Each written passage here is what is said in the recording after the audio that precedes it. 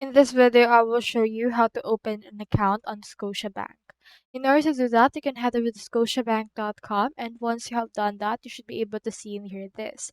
So what we can do is you can see in here this new to Scotia online. Click on the disactivate now option right here if you want. Now you can also click on the this sign in option if you want, and you should be able to see in here a register option. So you can choose need help, or if you don't have it yet, click on the this set it up now. Now, if you don't have those yet, you can head over right here and then open an account.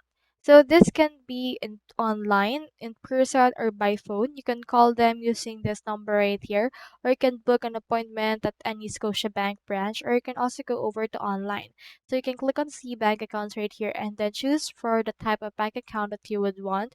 They have ultimate, preferred, and momentum for the options, and then just click on the this learn option, and then from there you should be able to create an account from there.